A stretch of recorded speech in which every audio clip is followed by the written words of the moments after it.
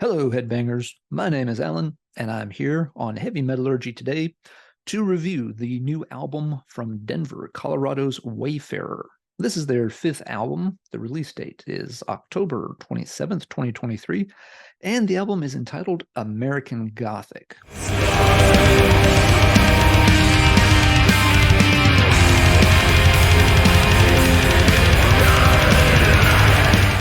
Wayfarer is fairly well known at this point. Some of the members also play in bands such as Stormkeep and Blood Incantation, relatively high-profile acts in recent years, so Wayfarer should be familiar to a good number of folks. If by chance you're not familiar with the band, they fall under the general category of atmospheric black metal, although they're not in the Cascadian vein of this style, and certainly not in the Scandinavian sense either. Instead, Wayfarer focus on a sort of folk-driven atmospheric black metal that has a strong vibe of Americana, not in the sense of bands like Panopticon, however, rather than focusing on Eastern colonial and indigenous people, time periods, and places. Wayfarer focus on the American West, which makes sense given their location in Colorado. As such, they've developed a strong Western vibe, and the music can sort of be described as Western-flavored blackened atmospheric metal, which is kind of a mouthful, but it starts to give you at least an idea of what the band sounds like. This has been a gradual evolution through their catalog. I am not deeply familiar with their earlier albums, but based on the ones that I've heard, first getting familiar with the band around 2016 and the Old Souls release, it feels like they've definitely gradually transitioned and kind of keep tweaking the formula they're working on to include more of this kind of Western vibe and move away from a somewhat generic, albeit good, atmospheric black metal blend in those earlier records. This Western sort of prominence in the music especially came into focus starting on World's Blood, although that album still had, a lot of sort of, darkened sludge to it. You heard them make a big step up with the following album, A Romance with Violence, and that trend continues here on American Gothic. So now that we have a sense of what the band has been doing, let's talk about a few of the tracks that are on the new album. You get about 7 tracks spread over 43 minutes, so it's a reasonable length for a new release. The opening track, The Thousand Tombs of Western Promise, starts off right away with sort of a very jangly, twangy Western guitar sound. I'm not familiar with the exact instrumentation used for these. I'm not sure if it's a steel guitar sound or something else, but it definitely sets the mood right away. It gives you that instant feel of watching an older Western. Not one of the Sergio Leone type Westerns where you have, these, big epic soundscapes, but rather the ones that focus on sort of, the grimmer, grittier side of Western Americana. The opening gives way to, a stronger, more fast-paced song. There's, a good, steady, pummeling drum beat throughout. The drum work on the album is fantastic and is a highlight in several of the tracks. And the vocals kick in. They have sort of a relatively hollow, deathly bellow to them with just a little bit of rasp that, again, is sort of evocative of that dry, dusty Western landscape.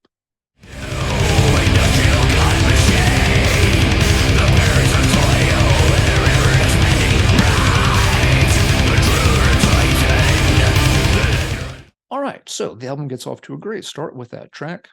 Track number 2 is called The Cattle Thief. This one runs just under 10 minutes in length, and that already doesn't sit quite right with me. I'm never a big fan of having a very long song early in the record, unless there's a very good reason for it. So the song, while not bad, feels out of place at this point in the album, and it also ends up being one of the least memorable tracks on the record.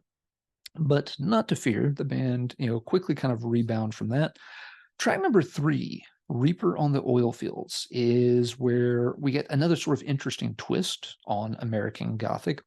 This song uses, once again, the sort of, Western twangy, almost scraping sounds on the guitars.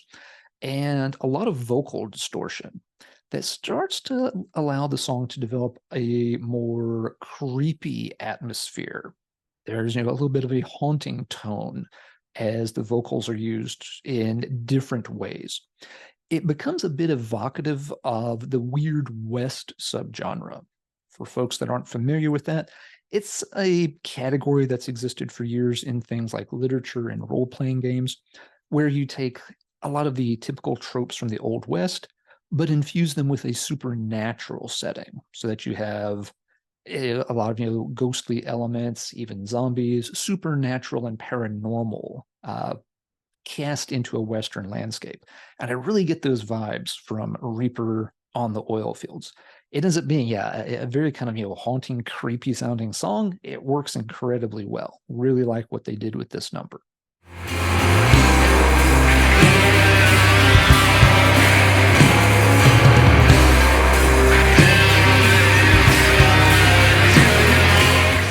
All right, the follow-up track, To Enter My House Justified, gets back to the formula they were using on the album opener, where again, they're using a great combination of different vocal styles, mixing up the pacing of the songs. There are faster sections, but also slower ones, excellent drumming parts throughout, and they just blend it all very well to create a really strong song on this one as well.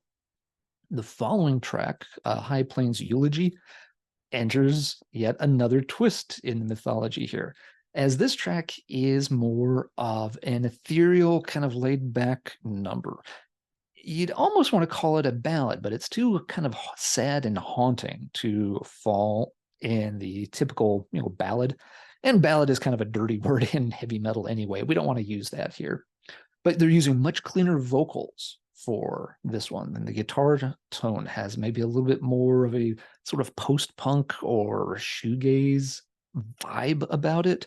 So moving a little bit away, drifting out of the Western territory for a bit, and taking a more sedate look at things through the lens of this track. It works incredibly well here, and it's excellent placing for this song here towards the middle of the album. It's going to help keep these songs from starting to run together and feeling like you have the same elements over and over again. Basically, the song is keeping you on your toes and reminding you that anything can happen here.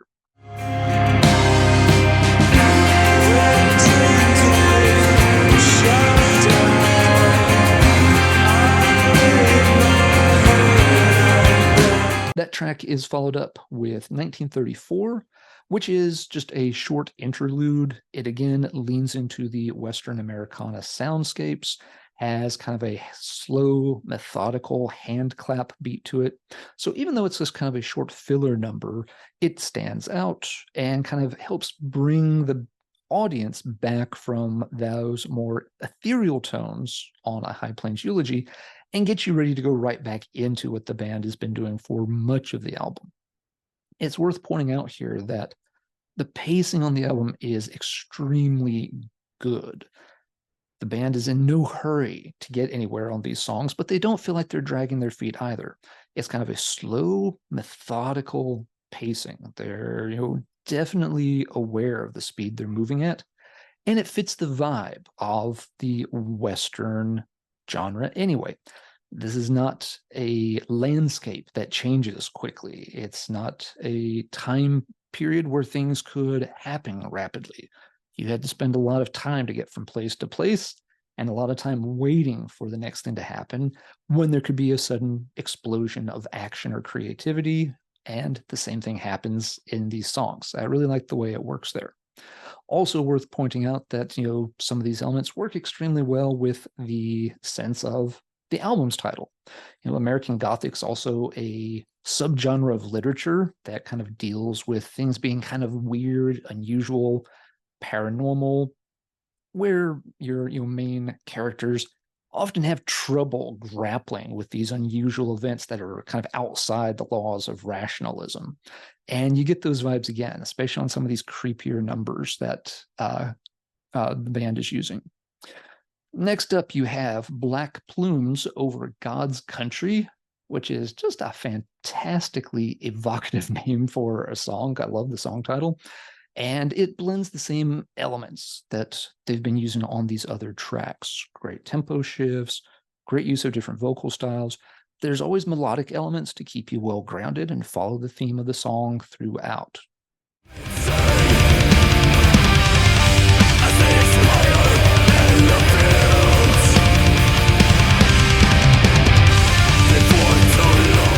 And then we're already at the album closer, False Constellation.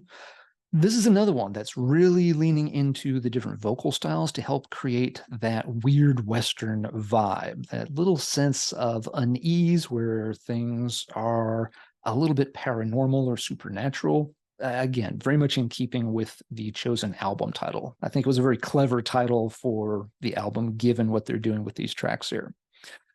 This song also uses just a little bit of piano, and the piano notes are hit, very sharp. They're very upfront in the mix, which works very well because at that point, the music in the background is a little more distorted and has a little bit more of a dissonant feel. So again, it's almost this sense of being a little bit murky in the music, and then there's these very sharp piano taps, which kind of rattle you just a little bit and kind of remind you like, hey, there's, anything can jump out at you, even here in this Western landscape. Yeah, so again, it's a little touch, but I think it works very well here.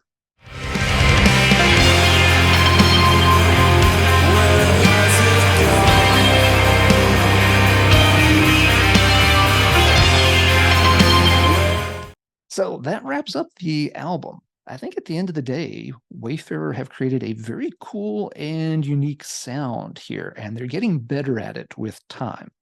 While I've heard about Wayfarer for years and I've checked out their past few albums, they were always one of those bands that struck me as being pretty interesting, but they never hooked me enough that I would circle back and really delve into their catalog.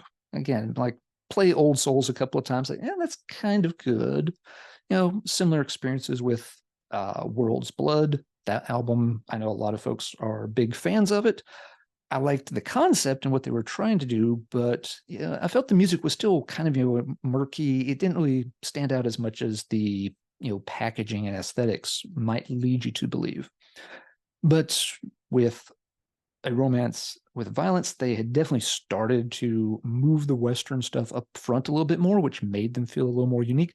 And they've continued to do so with this album as well. The production on each album has also gotten better, a little bit cleaner, and it's allowing the unique elements of the band to shine through and helping them to really stand out in what can be a very crowded field of bands tweaking the black metal formula, trying to add different vibes, different other influences, and mix them together. Sometimes those bands are interesting, but they fail to really write strong songs that distinguish themselves. Wayfarer has definitely found a formula that works well for them. I've found myself coming back to this album a lot more than I thought I might have, and I think it's one of the better albums I've heard this year, as a matter of fact. So there you go. Strong recommendation for Wayfarer's American Gothic. If you've liked previous albums, I think you'll enjoy this one as well, even though it's a bit cleaner and maybe has a little more of the Western flavor up front than you've heard on some of the earlier things in their catalog. If you're not familiar with the band, I'd say this is a great place to check them out and see what they're doing, especially if you're looking for a band that has, a very nice, unique take on the style and is working together some different elements and coming up with a really surprisingly strong result.